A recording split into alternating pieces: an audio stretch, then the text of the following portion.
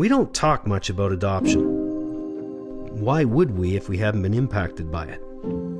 But some of the most beautiful family adoption stories are rarely told. They're couched in mystery and misunderstanding. I found out I was pregnant and I knew I wasn't ready. I was 19 and I was not ready. I was living at home still. We always wanted to have kids. It was always something we planned for. Yeah, even when we were younger, we talked about, we're like, oh, we'll have a child of our own and we would then maybe adopt.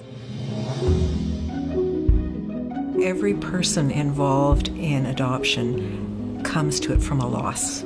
Trust me, only a birth mother can make the decision to place a child out of a place of love. This is not odd, strange, or taboo. This is brave, authentic, and perhaps the most beautiful picture of love I've ever seen. Growing up, I always knew that I was adopted, but of course, the older I got, I was kind of like, oh, what is this? What does that mean? It was just a total unknown area for me. It's all about love.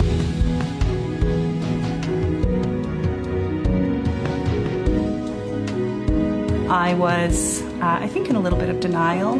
To become a mother at the age of 15 and yet to not be a mother was new and startling. And so she knows that she's made this decision and she knows that it's for the child. I saw her for the first time and I was like, whoa, like we do look very similar. Whenever I see Colleen and Slab and Parker together, I see a family that I helped create in a way, and I see a family that I'm so proud of.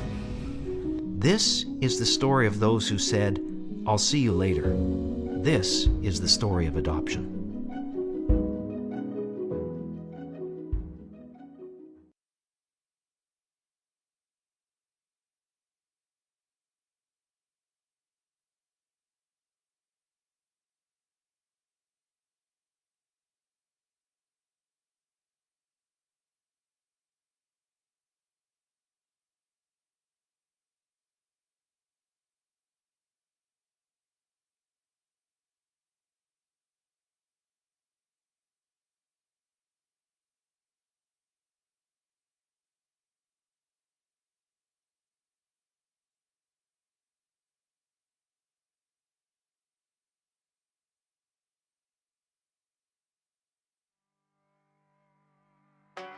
Hello everyone, and welcome to our fall event.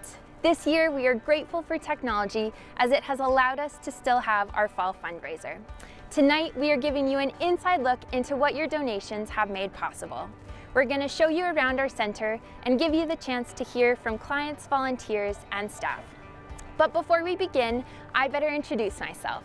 My name is Zoe and I am recently in the role of Community Education Coordinator. I get the honor of being your host and tour guide for this evening. As I've settled into my new role, I have learned a lot about the center, so we thought it would be fun for you to come alongside me and hear about some of the learnings I've gleaned. So without further ado, let's get started. For many of our clients, this is where the process begins. Many of our clients don't have their own vehicles, so they will often use public transit to get to our location, like the C-Train station behind me. Our location is easily accessible for clients living in all 4 quadrants of the city, which is important to us.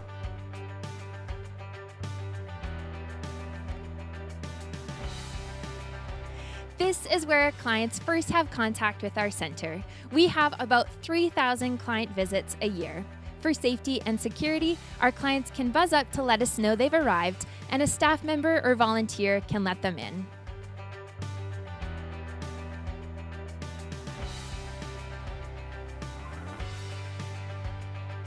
Due to the need for social distancing, this has become the place where clients are first greeted, and we can give them a baby item package or a clothing package.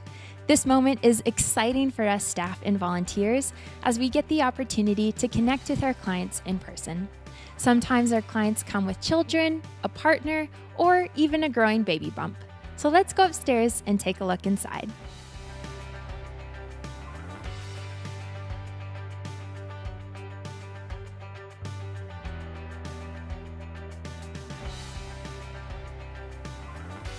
Welcome to the Pregnancy Care Center. We've been here in this facility for over 15 years. We support families in the midst of challenging situations.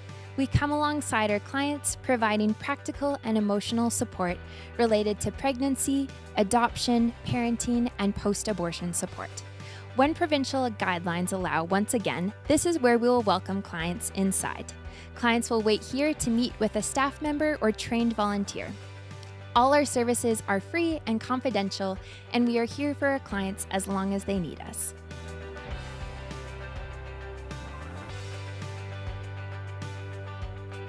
So this is where staff or volunteers sort and organize our donations.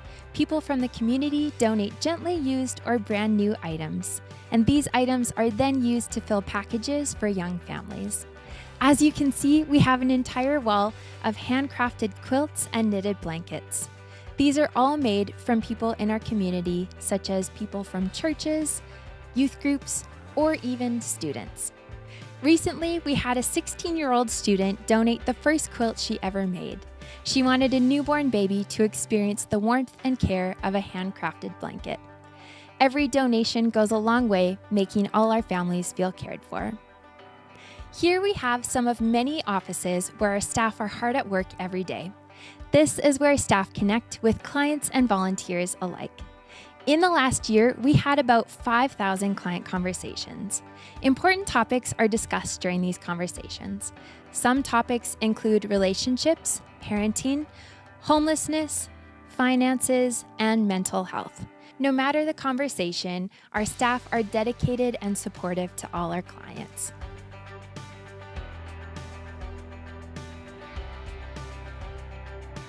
This is our volunteer room. We could not do what we do without our dedicated volunteers. In the last year, our volunteers put in just under 10,000 hours, saving us about $300,000. We have a wide variety of volunteers who serve in different capacities. Some come regularly and some come with a youth group. These volunteers show their support through a variety of ways: answering our helpline, sorting donations, teaching classes, peer counseling, and even sorting our clothing room. Even in the midst of a pandemic, our volunteers worked from their own homes or delivered packages to clients. No matter what, our volunteers are ready and willing to help. We love our volunteers. Now, come join me and we can go see our resource center. It's no secret that life is better together. This is our resource area where you'll find additional resources beyond our services. Here you'll find pamphlets for our classes and partnering agencies. We also have applications for various referrals, such as the food bank or for housing. If we don't have the answer, we'll find it for you. Now let's go see some of our counseling rooms.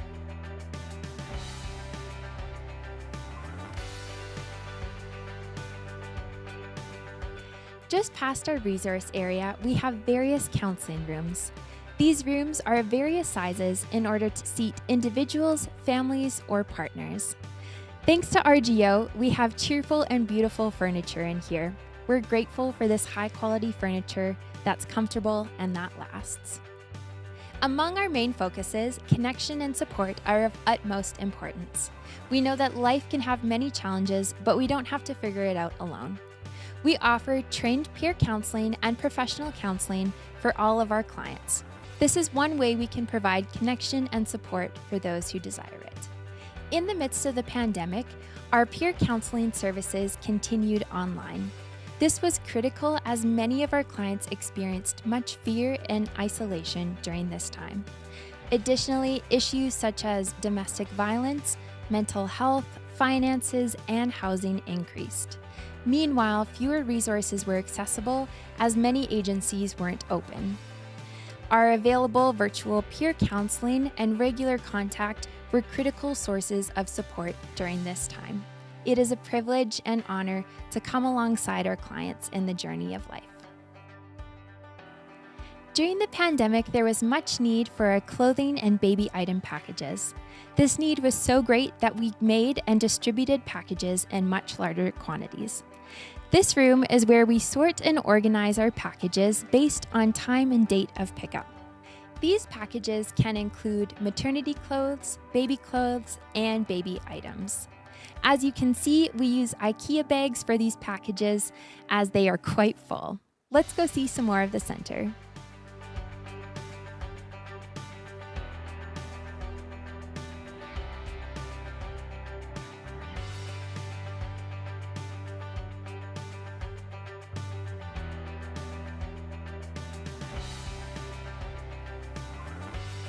Welcome to our layette room where we store all our brand new items. When a client has a new baby, a volunteer or staff member can put together a package or a baby box of brand new baby essential items. We know that every mom wants to provide her baby with new things. If a client doesn't have a crib, she can sleep her baby in the baby box. It has a built-in mattress and is filled with baby essential items. Some of these items can include diapers, a new outfit, a snuggly toy, or a brand new book. We're grateful for our donors who make sure that these packages are filled to gift to our clients. Sometimes our clients have children and an unanticipated pregnancy, or simply need support in raising their children long term. This is our family room where we can talk with mom while children happily play out of earshot. It is truly our clients' children's highlight.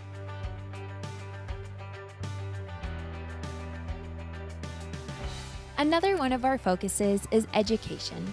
We believe that learning is essential no matter what age or life stage an individual is at. We as a team are passionate about continuing to learn. We do this through webinars, training events, and lunch and learns. This here is our classroom where we provide various free classes for our clients. Some of these classes include prenatal classes, parenting classes, financial literacy classes, and lots more. As you can see, we haven't been able to have our usual in-person classes since COVID. Instead, we have moved online. While at first this may have seemed a hindrance, it actually allowed more clients to access our classes. In the meantime, we're utilizing this space to organize some donations, like these donated toys that we'll gift our clients' children for Christmas. As you can also see, on the walls of our classroom, we have paintings of the names of babies that have been born to our clients.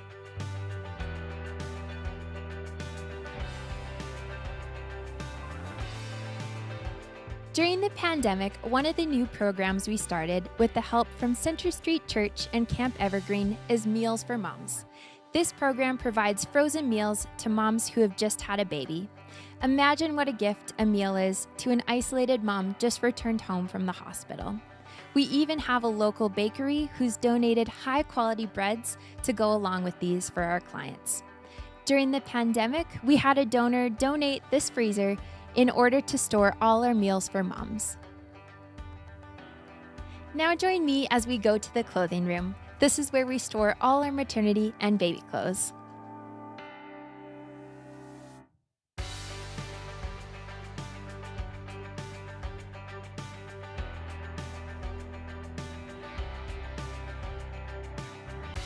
Located here on the main floor is our clothing room. This is one of the areas of our center that has recently experienced the most change. Our volunteers have helped us reorganize this room in order to optimize space. This clothing room is designed so that clients can come to an appointment and pick out the clothing items that they need. When the pandemic happened, we had clients come pick up pre-made packages from our location instead. Also, we delivered packages to clients' homes when necessary. In the past year, we put together almost 1,300 client packages. 123 of these packages were delivered to clients' homes during the pandemic by volunteers looking for a way to help out. These client packages are one of the most simple yet helpful services of support that we offer to our clients in need. It is a tangible sign that somebody cares. Our clients are always overwhelmed by these gifts. We are fortunate that even in the midst of a pandemic, we've been able to support the young families of our community. It is only a result of your generous donations that we've been able to do so. I hope that you've enjoyed this brief tour of our Calgary location. Now join us as we interview some community members of our center. You're not going to want to miss it. First, we'll hear from one of our board members. Thanks so much, Zoe, for providing that virtual tour of the center. a place that we know provides comfort and support to so many in our community. My name is Christina Iverson, and I was pleased to join the board of the Calgary Pregnancy Care Centre earlier this year. A few years ago, I'd felt it on my heart to offer whatever support I could as a volunteer with the centre. And I've been very happy to have been able to provide some support to the centre's communication and fundraising team over the past few years. It was through this connection that I was approached to volunteer to sit on the board, which I was thrilled to do, of course, to continue to support the great work of the centre in our communities. The centre is a place that truly puts families first, and that focus is one that really can set a positive trajectory for our community. As we move forward with today's event, I ask you to come alongside us and to come alongside those in our community to make a choice to support the family-centered vision of the Calgary Pregnancy Care Centre, to step out and volunteer. And yes, of course, to be generous with your finances and to consider donating today so we can continue to come alongside those who need us most in our community. Thank you. Thank you so much, Christina, for that warm welcome. We definitely couldn't do what we do without our community of people. Now I'm joined here with Yuta Whitmire, our Executive Director, who's been an integral part of the Centre for many years. Yuta, you have seen the Centre grow, change, and adjust over the many years, but this has been particularly true this last year in the midst of a pandemic. Could you share with us a little bit today about what this last year has kind of looked like? Yeah, thank you, Zoe.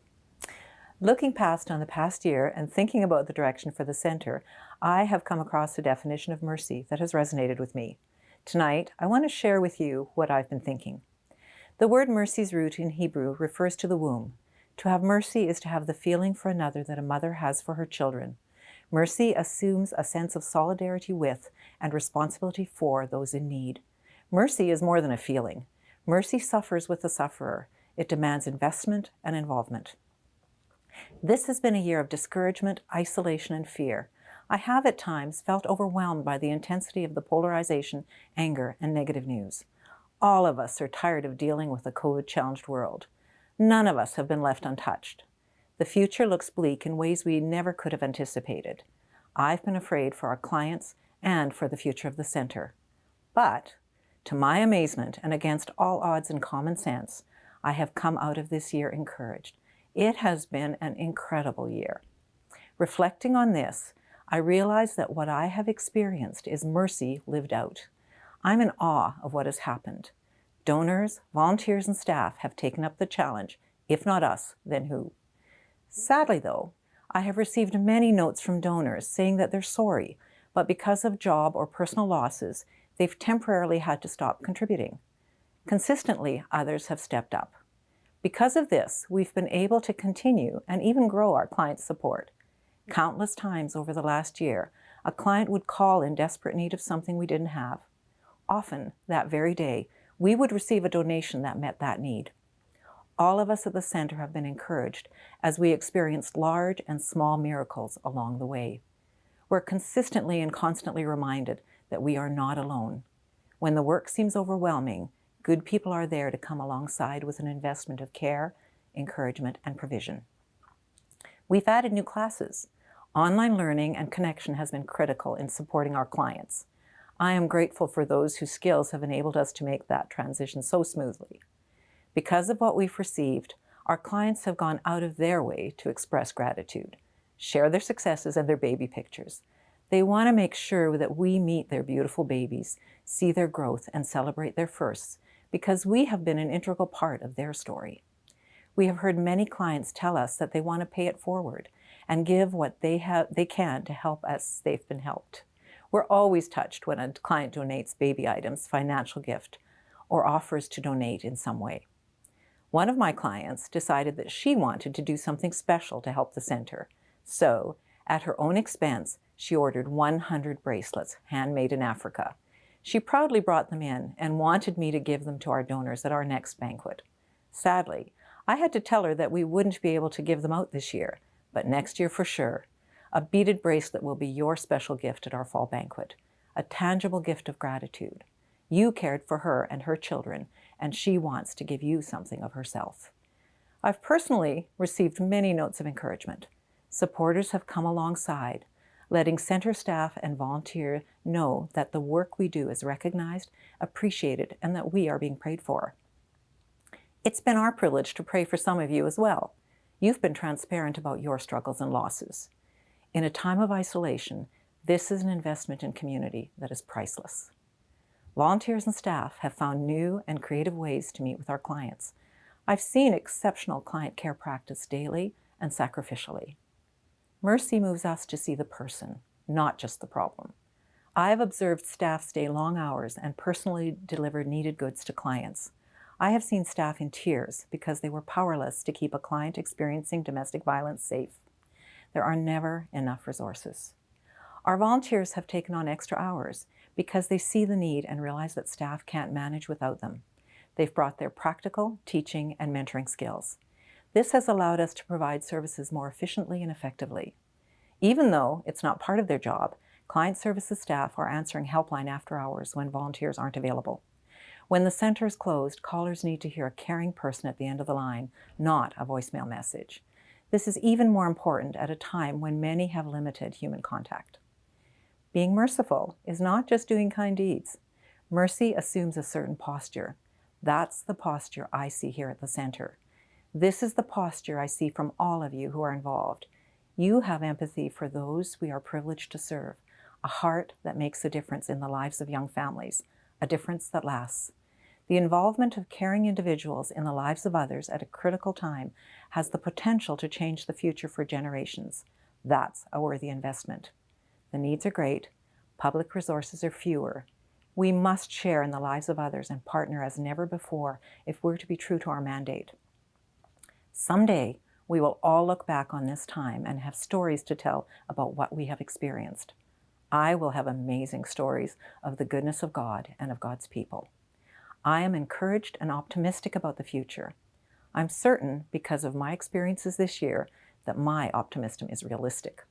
I have seen a lot of light in what many would consider their darkest time. I want to encourage you to take up the challenge to come alongside with us. There are many needs that we together have the ability to meet. I'm looking forward to continuing to come alongside with you, putting feet to our faith and making a lasting impact in our city and our world. All of us have something to give. The future may seem uncertain, but I'm confident that all of us will continue to invest and see what happens as we work together. Next year, it's my hope that we will share a meal and have even more beautiful stories to tell. Blessed are the merciful indeed. Thank you. Thank you so much for sharing, Yuda. It's truly incredible that even in the midst of this challenging time, we've been able to come alongside the young families of our community and just be there for them in the ways that they need. So thank you for that. We're going to get to hear from you a little later on, Yuda, in our Q&A session where we can ask questions and hear right from you. Thank you. I'm really looking forward to the Q&A. It's always good to hear what people are curious about. I'm looking forward to it too. So fantastic. Next, we're going to hear from Carlene and Drinda to receive an update from our satellite centers. So thank you, Drinda and Carlene, for joining us today. Drinda and Carlene, managers of our Strathmore and Airdrie centers, we're so excited to be hearing from you today to get an update and to hear a little bit about how you've been coming alongside your clients. You're both doing such a truly incredible job, and we're so excited to hear about what's been going on for you. So, Drinda, the Strathmore Centre has been a busy and bustling place lately. Could you describe for us what a typical day looks like at the Strathmore Centre? I love that question because there are no typical days here at the center. No one day looks the same from the other. Basically, our day kind of just starts with clients or donors reaching out in communication. And we, as a team, we try to debrief and plan, have a little planning session with the staff and volunteers at the beginning of the day to see what clients' needs are and reach out. Some days have started with somebody coming to the door with tears in their eyes, needing just someone to talk to, and has just come when we don't even know them or their situations. And then often our days can end with a mama or a dad coming coming in or sending us a picture to share of a new milestone their little one has just went through, because they want us to hear and see it first. Thank you so much, Drenda. I can absolutely relate to that, that little line that you said about no one day looks the same as the other. That is an absolutely true statement as we describe the Pregnancy Care Center. And one thing I have to say that I love about the Strathmore Center is all of the adorable baby pictures that come through and that you forward us our way. They're so precious. Now, Carleen, you are new to your role in Airdrie. What has surprised you the most about this work? I think what surprised me the most is how big and wide the need is. And I don't really think I would have been aware of all the vulnerable groups of people we serve had I not been in this role. We have more and more clients coming in all the time, and they're all interested in classes and they all need material support. But what they find the most valuable is the emotional care and support piece that all of our centers do really, really well. And the other thing that's great about the Airdrie Center is the fact that we are located by rural communities. And so we have clients coming in from Bicycle and Crossfield and Olds and Trochu. And it's really lovely knowing that we can offer a wider support to the communities around us. Thank you for sharing, Carleen. I can absolutely relate to that experience of being surprised about how wide the need is in our communities. I know as I've settled into my role, I had no idea the extent of support that the centers offered to our communities and to our families in need, both in our cities and the surrounding communities, as you mentioned. Now, as a result of the COVID-19 pandemic, it's no surprise that many aspects of our centers have had to kind of shift and change. So, Drenda, with this in mind, what changes have you made to adjust to our new reality? Great question, Zoe. Yeah, we really had to, our goal was just to make everybody feel safe and be safe. So we've moved a lot of our programming onto Zoom classes, phone support. My favorite, safely distanced on the porch or park visits with moms and just connecting with them. We really saw an increase here for the need for practical supports. Meals for Moms came at a great time. Clothing and care packages are always needed amongst our clients, and it was just a great way to stop by a house and bless our isolated clients. I actually looked at some numbers recently, and our entire team here, and we're a small team in Strathmore, delivered about 350 packages to our Strathmore parents and families. One interesting situation that happened recently was one of our moms in full labor joined our baby's first year class from her hospital room on Zoom. So my volunteer, 70 years old, switches gears on the spot and just stopped everything. And with the other moms that were attending that class, they were able to just encourage this client. I think I've really sensed that we are now stronger before COVID because our community agencies have collaborated together. We work so collectively. And at the end of the day, we just want our clients to thrive and not barely survive. Wow, that is amazing. Thank you for sharing that. I love hearing about how even in the midst of this really challenging time, in the midst of the pandemic, that it's actually allowed some of your clients to feel more connected to and more supported in ways that maybe we wouldn't have experienced beforehand in this isolating time. So thank you for sharing that. Now, speaking of adjustments and changes, Carleen, could you tell us a little bit about what your plans are for this upcoming year in your new role as Airdrie manager? Yeah, I'm really excited for this upcoming year. My plan is an exciting one. It is to establish our presence in the community. We are pretty grassroots right now, but it would be really lovely to be able to broaden that sense of community support and client care by networking with other local supporting agencies. And I'd love for us to be known in the community as a place that supports women. There is something so special about being able to offer services that are typically only found in Calgary, in our hometown, and having a wider sense of local supports and resources for our clients is really going to help them succeed in the long term. You're absolutely right, Carlene. We're all in this together, aren't we? We're so excited to see what this new upcoming year has in store for the Airdrie Centre, particularly as you establish the center's presence in your community. And in your short period of time, is there one client story that really stands out to you that you could share with us today? Sure. I think all the centers would say that we have the best clients, and I very much believe that for the Airdrie Centre as well. But we have a recent story that speaks to the power we have as an agency when we partner with other community resources. So I had a woman who called in, and she had just found out she was pregnant, and she was panicking. She did not know what to do. When I talked to her a bit more, I found out that she was in an abusive relationship with the father of the baby, and she had a really hard choice to make. So I talked to her every day for a week, and I was able to connect her with our local Women's Day shelter and to some of the counselors in Calgary. And through this wider network of support and care, she decided to parent her little one on her own. And now I get the absolute pleasure of being able to watch her become a mom. And I'm not sure she would have made that choice had she not had our support. So it feels really special to know that I was a part of that journey and that choice for her. And I'm very excited to see her as a mom. Oh, I love that story, Carlene. I am so glad that you were able to be there to support that client really in the time that she needed it. Now, Drinda, you have been in the Strathmore Centre for a little bit longer, hey? And so you've kind of had that chance to develop some of those long-term relationships and even get to see kind of the long-term impact of what that support in the moment has meant to clients. So do you think that you could share a story with us today? Absolutely. I love sharing client stories. I just love being able to be in the heart of client services. So this is great.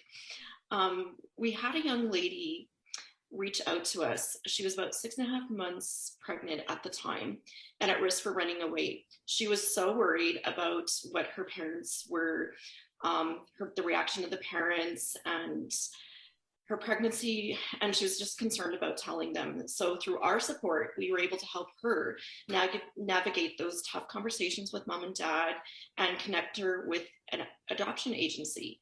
About 2 weeks before the birth of her child, with the strong support of her family and the work that we were doing with her from our center, she decided she couldn't go through the adoption and decided she was going to parent.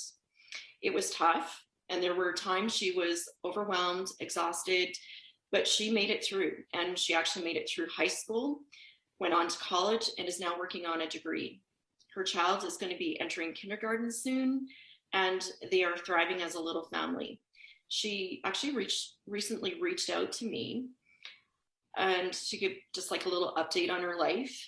She even asked if at one point she would be able to volunteer here because she wants to just be like me and help girls just like her. A card she wrote to me one time is still actually sitting by my desk, and it reminds me that of the work that I did with her, the work that I love to do here at the center, and that I was born to do this work. Wow, that is a beautiful story, Drinda. Thank you so much for sharing that. It's really just incredible to hear about how much that support has impacted the young family as they were navigating those challenges, and even now that they can really thrive.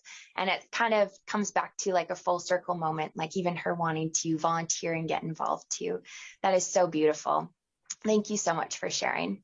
So thank you, Drinda and Carlene, for your time today, for your updates and these beautiful, heartfelt client stories that you've shared with us today.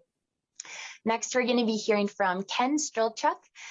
Ken has been a supporter of the center for many years and recently has decided to become one of our volunteers in our newest endeavors, Dad Labs.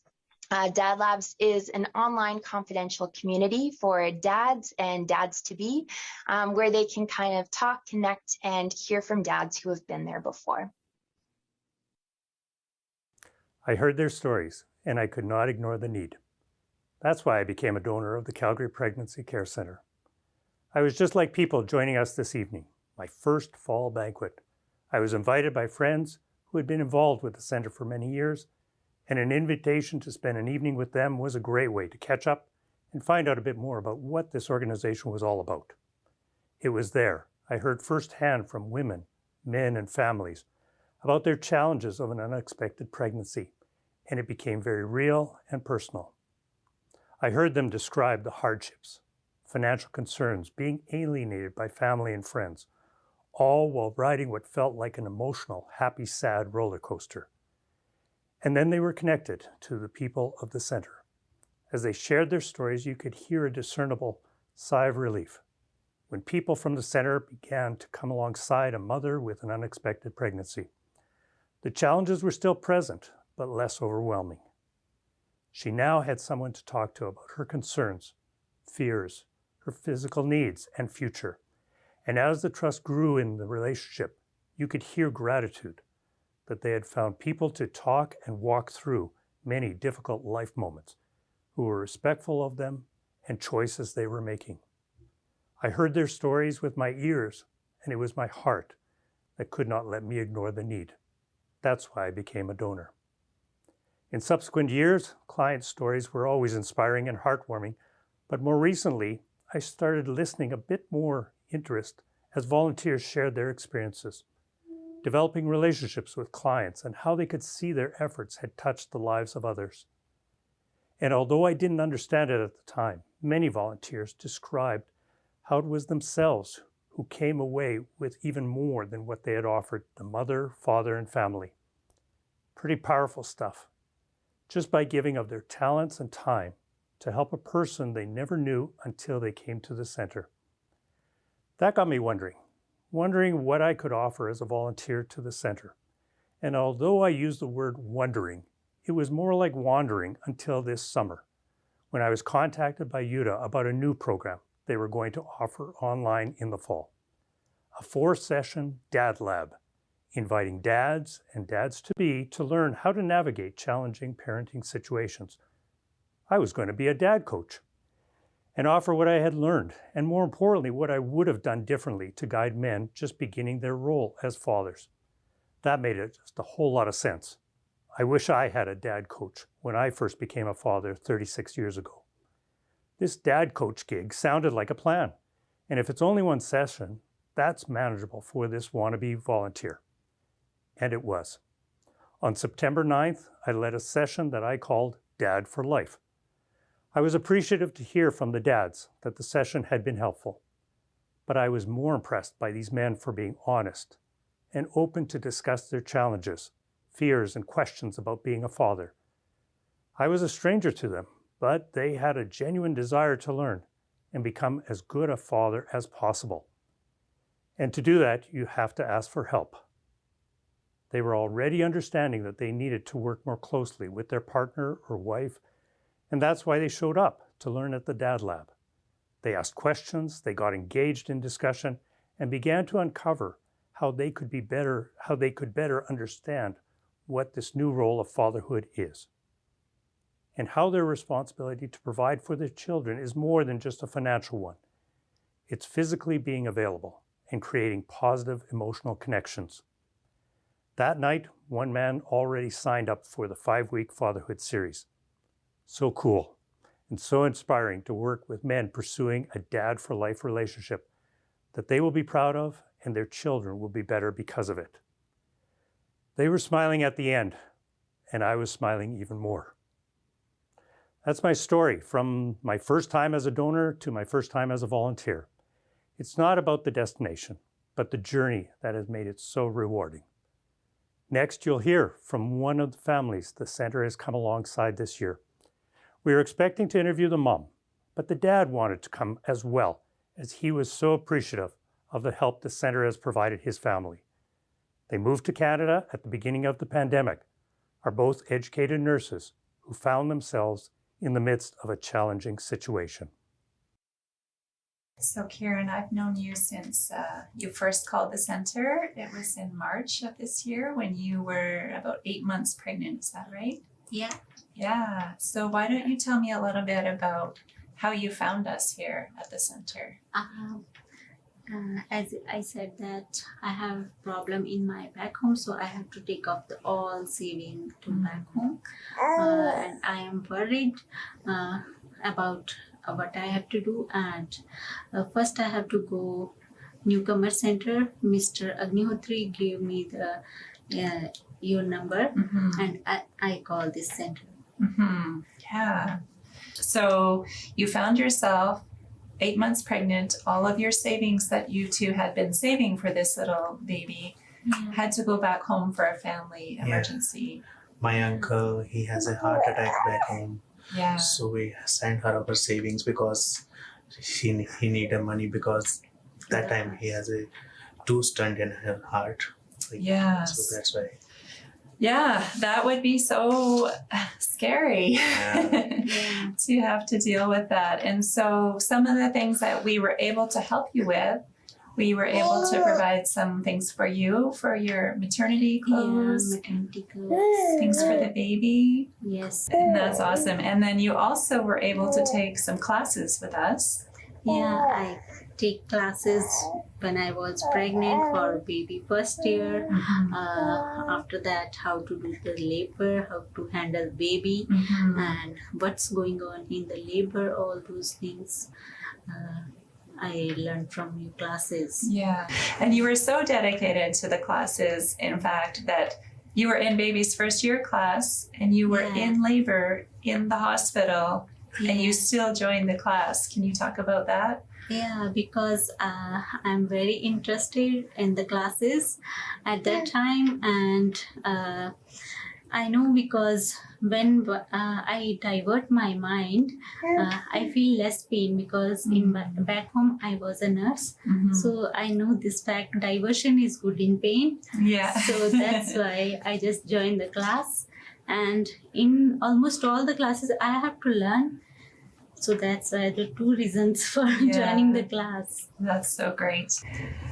So the people that are watching this program are the ones who actually contribute financially to the center so that we can do what we do. Is there anything that you would want to say to them? So we will thank you for them because we are immigrants here. So back home we don't have this kind of support. So it's very helpful because I am new here. We are new immigrant here. So we don't feel that we are in a difficult situation. So this center is very helpful for us. That's awesome. Those people are helping this center and center is helping us. It's very good because we are new and we do not feel new because we get a connection here and all things from this center. So these are all the things happen due to the people donating. Yeah. One of the things we're thinking about with the center this year is the idea of coming alongside a family. So I feel like getting to know you, Karen, a little bit since the day we met until now, and I see you as a family of 3 and wonderful parents to this little girl. I feel like we have been walking alongside you this whole time and will continue to do so. So I think that's beautiful. Yeah, that's great because when I just pregnant, I don't know about this, and I was at some time I feel alone. We both feel alone at that time. But once I get met with you support me very well, and pregnancy care center also supports me. And I talk to her. You ask me everything about about depression, about my family problem. You ask everything, and I tell her I feel very close to you because you guide me a lot and you give me a lot by this center. We're so glad that you guys called the Pregnancy Care Center, for sure. Thank you so much for coming today. I absolutely love that client story that was just shared with us. It's amazing to see how support during such a challenging time can really impact a family in such a challenging and lonely time. Since this, Kieran has expressed multiple times how much she'd like to volunteer with our center, both to give back and as well to support other families who might find themselves in similar situations. Don't forget that we are going to have our Q&A session at the end or towards the end of this event where you can ask any questions that you might have. Next, we'll be hearing from Aaron Weiss, who is our Master's of Counseling student, who's currently completing his hours for registration with our center. Let's hear from him. Well, my name's Aaron, and I'm currently a volunteer at the Calgary Pregnancy Care Center. I was originally introduced to the center about 8 or 9 years ago when I was working in the city as a youth pastor, and felt convicted to help the orphan and the widow in our city, which led me to look for how I could help single moms, because that's how it worked in my context. And through that journey, was introduced to the Calgary Pregnancy Care Center and started speaking in high schools through the Take Charge program. Now, several years later, and on a different career path and track, preparing for counseling and therapy, I'm on the home stretch of my master's in a counseling degree. It's a master's of counseling and psychotherapy, where I have to finish up by, essentially it's a residency, it's an experience where I'm volunteering and using my learning to get hours to finish up. And I took upon this opportunity with the attitude that I have 400 hours that I can give to an organization I care about. So I pursued the Pregnancy Care Center to work here, to work with my university and my supervisor in such a way that we can benefit the clients here. It's been awesome. I've probably already accumulated something like 80 hours in working with the clients here, and it's been incredible to see how there's not just a need, but that this resource is bringing in supports to the clients, their family. It's renewing relationships with clients that have accessed resources previously and who could use benefits in a continuous manner.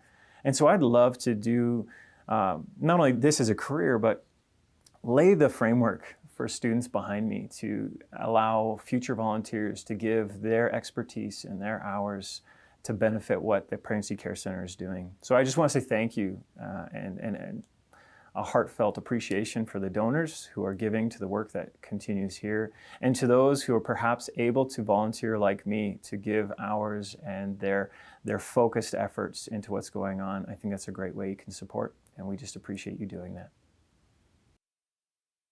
Thank you so much for sharing, Aaron. It's amazing to see that you've decided to come back to the center after a few years and get involved in a new, meaningful way. We're grateful for all that Aaron does at our center to support our families in need. Speaking of families, we're going to be hearing from one of our clients, Miriam. It's a heartfelt story that I'm sure you're going to enjoy. Miriam, thank you for coming down and seeing me here at the center today. It is so nice to see you. It's nice to be with people live here. Yeah. So thanks for coming down today. You're welcome. So Miriam, when you first connected with the center, I'm thinking back to the first time you and I had a chat. I believe you were 9 weeks pregnant. I was. And this was an unexpected pregnancy for you. It was. Can you share a little bit about that, the unexpected pregnancy, and just what prompted you to connect with the center? Okay, so we had moved to Canada from Nigeria, where I'm originally from, in December 2019. I came with my husband and my 2 kids, 2 girls. They're age 8 and 7. So you should probably know that we were done. If we wanted to have another one, we could have had one. Yeah. So I woke up and I was nauseated for about a week. So I knew this was just not food poisoning or something. We had been eating the same thing over and over. So I bought the pregnancy kit, and then I checked, and then I realized I was pregnant. At this time, my husband had gone back to Nigeria. So it was just me and the girls, and it wasn't funny. I was really sad all through the day. So I went straight to my phone. Yeah. And I put pregnancy, help me. And then the first thing that came up was the Calgary Pregnancy Care Center. Yeah, that's right. I remember that. So we were able to connect you with Zaylee, one of our volunteers here. So she's a longtime volunteer, and she is a nurse, and you're experiencing this unexpected pregnancy. It's COVID. You're a newcomer to Canada. Your husband is back in Nigeria, so he's working there because that's where work was available. There wasn't anything living here. You've got these 2 older daughters. There's a Correct. lot going on. Yeah. And I thought, well, maybe if we can have you chat with a nurse about how you're feeling physically. Yeah. So yeah, we connected you with Zaylee. Mhm. And tell me a little bit about your chat with Zaylee and how that went. So Zaylee called me almost as immediately as you did. And then Zaylee said, "Hi, Miriam. I've heard so much about you in just about a day or two." And then she said, "I heard that you are feeling nauseated and it's an unexpected pregnancy. And how are you just coping with everything?" So I told her a little bit about myself. I was alone with 2 girls, and Zaylee made me realize that it was nothing. I could, get over it in time. So she told me the things I could do. She called me the following week to find out if I was better. And trust me, I was. One of the things you had mentioned, I think, when we spoke the first time, was that you'd had your 2 older daughters, and you're not working. You have this unexpected pregnancy, no baby things. So can you share a little bit about that? That actually was a bit of a stress for you. So I was fine until the baby came. And then you had told me that you were going to be with me every step of the way. And so after a while, my body started getting bigger. And so I let you know that I will be needing maternity clothes and maternity bras, and in about a week I got them. Actually, before then, you had sent me frozen foods, because at the time when I was nauseated and I was talking to Zaylee about the nausea and everything, I let you know that it was a burden for me to stand up to cook for the kids. They still had to go to school. It was actually still winter at the time, and it was just hard for me to get out of bed. So you sent me frozen foods that I would just, put in the microwave for the girls, and they were able to take some to school. I was able to eat some of it too. And that lasted for about 3 weeks. And by the end of that, the nausea had gone. My energy level was high, so I was good. Before we go, is there a thought or a few thoughts that you could maybe share with our donors about the role that they play? I have a lot of things to say, honestly, and they changed my life. I was just a random girl, a random mom of 2, just in the city of Calgary, and nobody knew.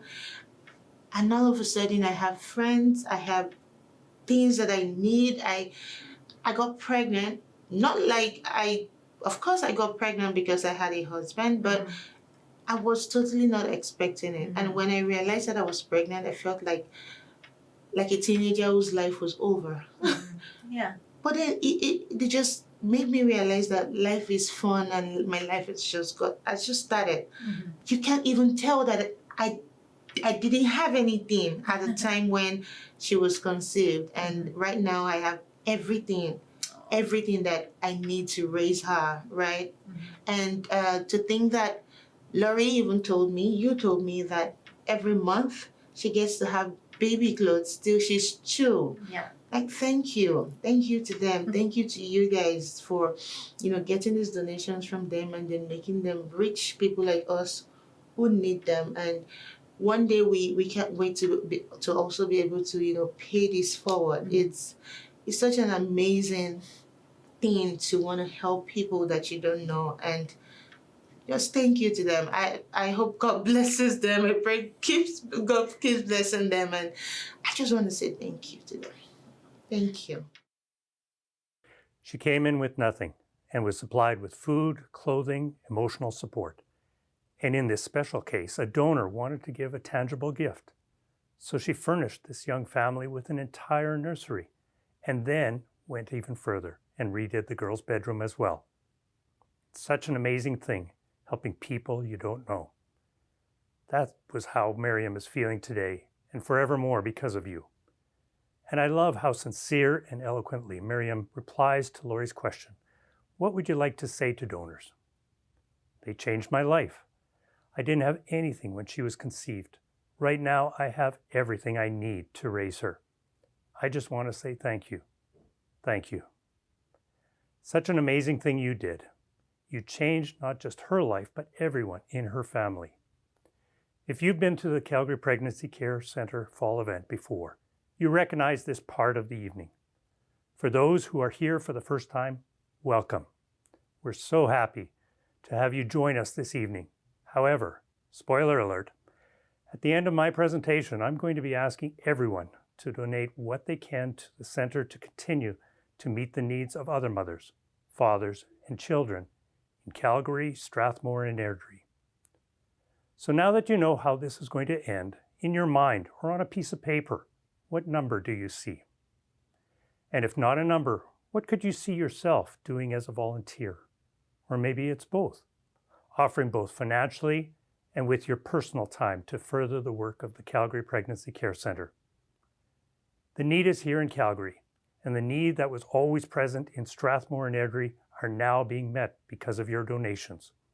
So thank you for helping expand the center's reach into other communities. That's why tonight has been exciting and encouraging, to hear all that has been accomplished, to hear the client stories. And it was wonderful to hear from the new team members, to feel the energy and enthusiasm they bring to their roles, and how they have brought a refresh and renewed optimism to everyone who has experienced unbelievable working restrictions and limitations since COVID came to Canada early last year. I know this is not a two-way interactive meeting, but right now, everyone, clap your hands, make some noise. Let's give all the volunteers and team members with the Calgary, Strathmore, and Airdrie Pregnancy Centres a well-earned and well-deserved round of applause. Whoa, whoa, whoa! You guys are great! Okay, maybe a little goofy, but these are crazy times. And in spite of the craziness, the center's team have been doing all they could and then some for their clients. However, the need of mothers and fathers continues in these communities, but also many others like Okotoks, High River. Stories yet to be told, because you helped her future change from having nothing to having everything she needs to raise her daughter or son. So consider the number that came to mind, and please donate what you can. It may be a one-time gift, it may be a monthly donation, it could be both. The number needed by the center is $130,000.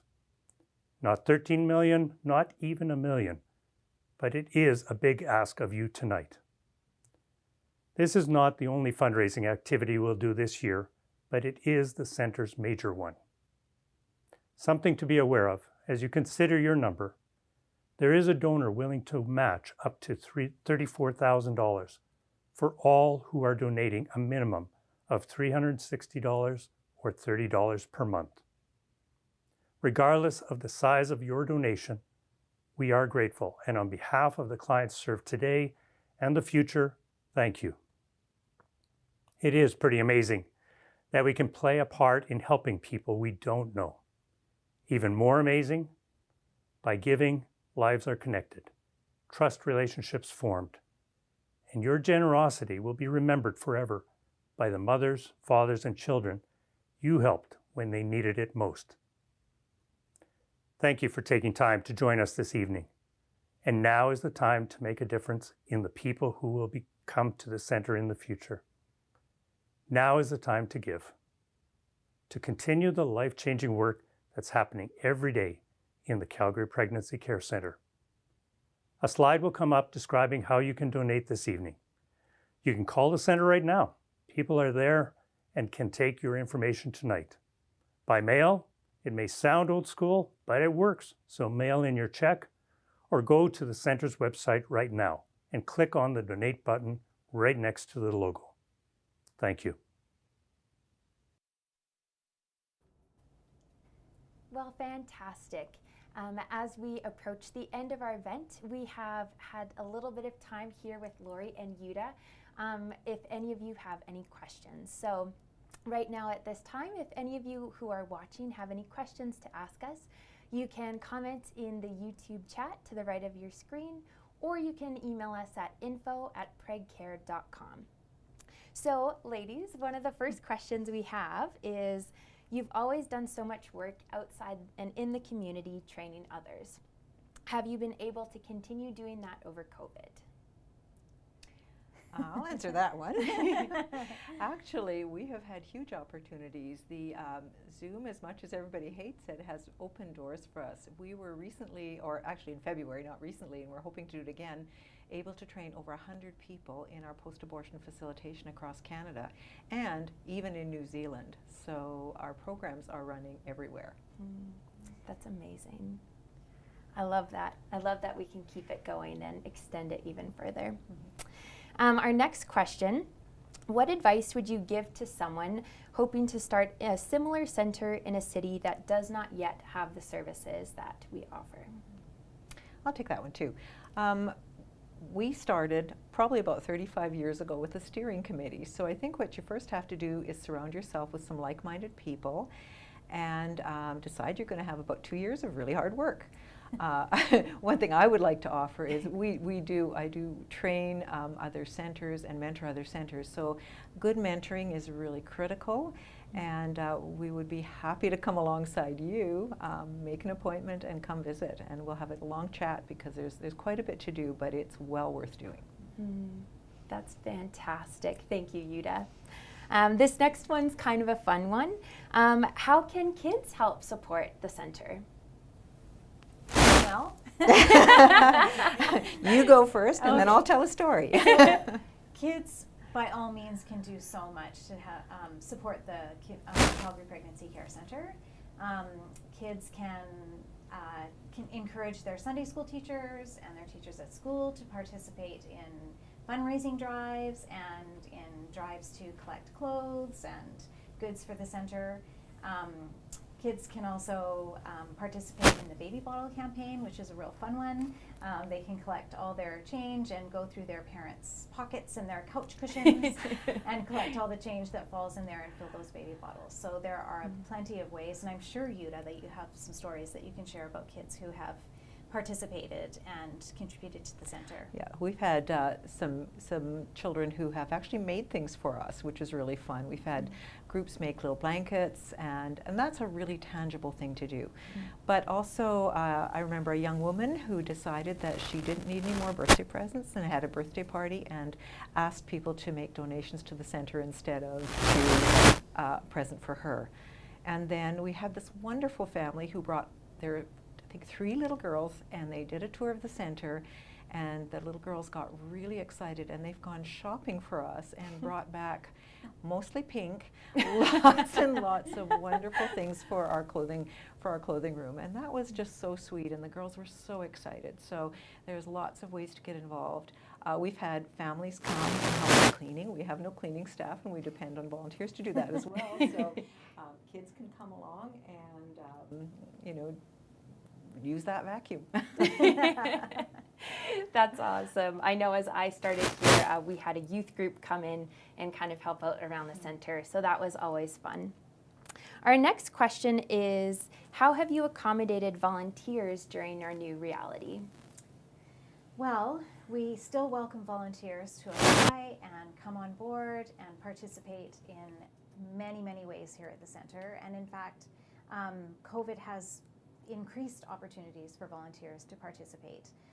We are still doing training, and as Yuda had mentioned before, able to train people across the world. Zoom, as much as we're tired of it, also gives us an opportunity to continue training our volunteers. They can tune in every second Thursday and access a new training.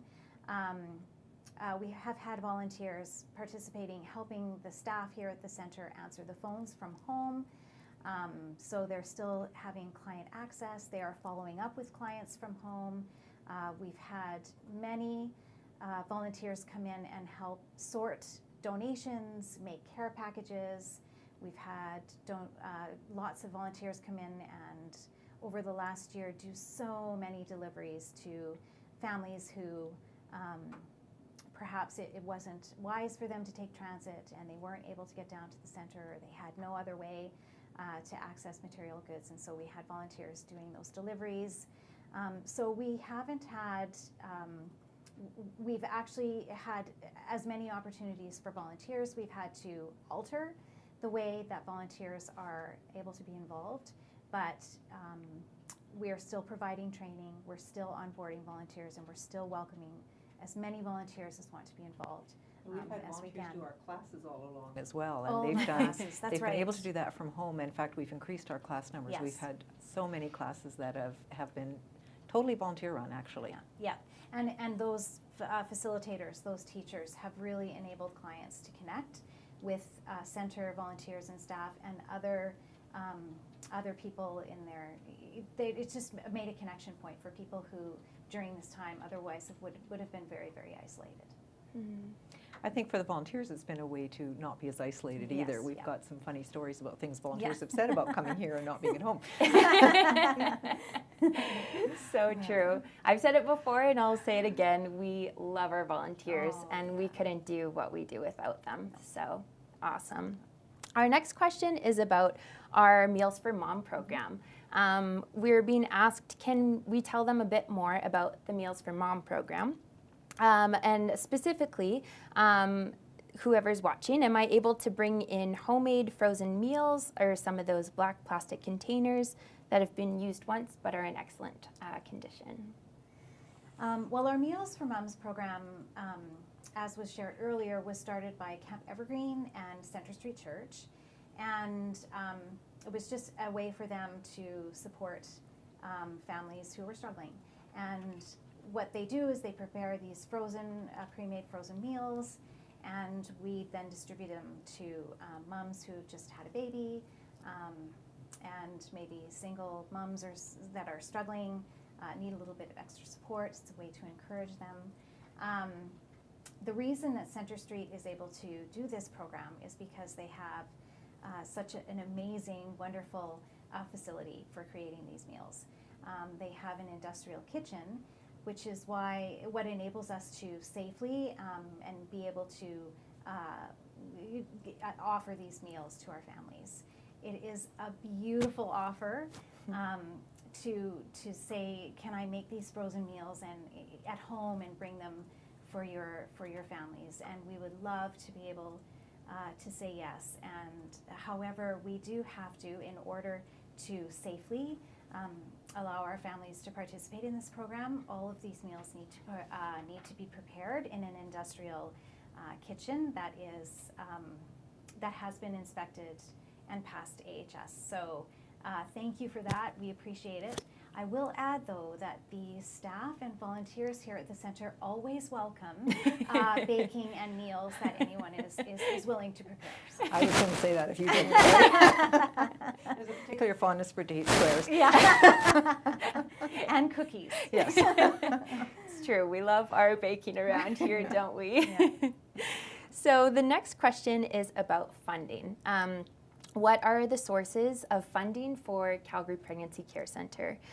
Do businesses, government, or individuals donate?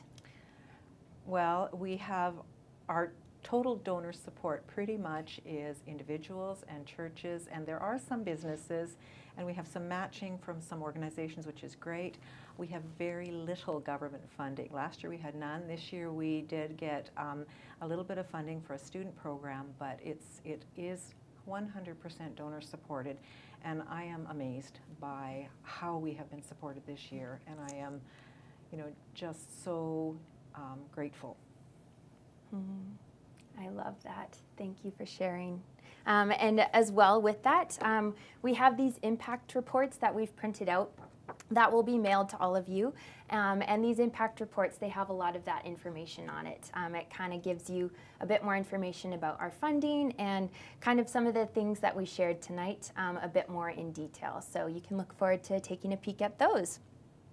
Another question we have is there a recent story about a client or a donation that either of you would like to share tonight? Well, I have a pretty special story that I would like to share. One of our staff members has been providing support for a young lady over the last few months. And just recently, this young lady just had some things happen in her life that were very difficult and left her in a very difficult position and really struggling financially.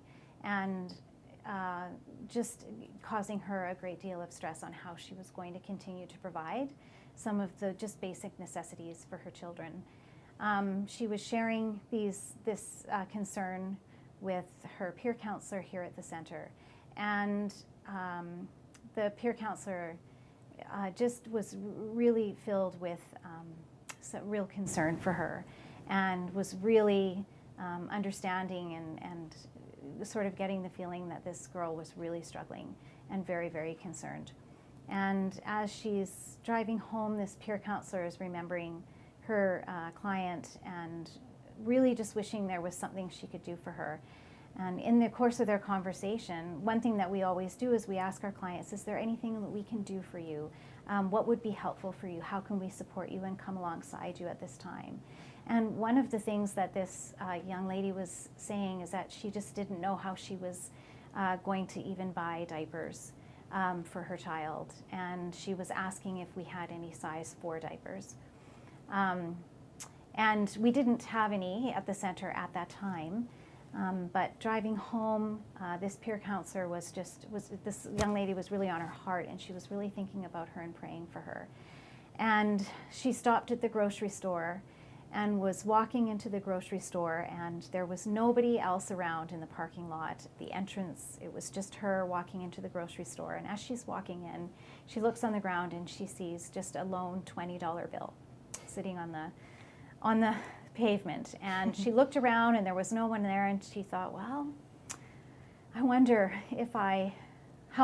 how many diapers $20 will buy. And she walked into the store, and as she walked in, there was a sign there that said, size 4 diapers on sale for $19.99. And it was just confirmation to her that God sees us. And it was an opportunity for her to share not just these diapers with this young lady, but just the knowledge that we see you and God sees you, and we are here for you, and we will continue to come alongside in every way that we can. I love that client story. Thank you for sharing. That is so beautiful. Yeah. And this last comment we have is actually not a question, but it's a comment, and it's from Miriam, who we interviewed in one of those videos. Yeah. So Miriam says, this is Miriam, the pregnant lady that was interviewed. I just want to say thank you for the opportunity to come in to appreciate the donors, staff, and volunteers. I cannot wait to pay it forward. So what a beautiful way to wrap up our time together. So thank you, Yuta and Lori, for taking the time to answer questions and even to share that story there too. We really appreciate everything that you've shared.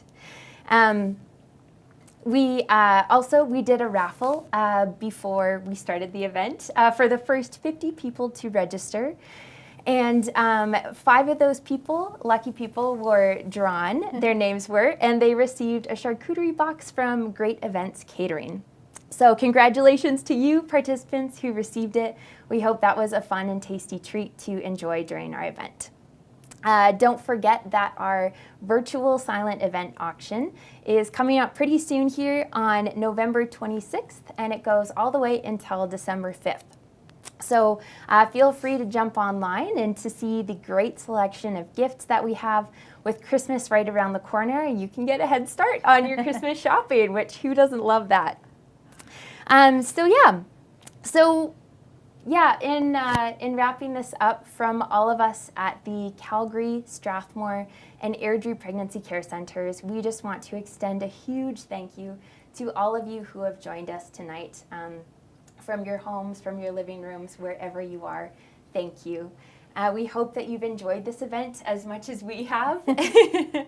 And we thank you so much again for your support, for your donations, for coming alongside us as we support the young families in our community. So thank you so much, and have a great evening.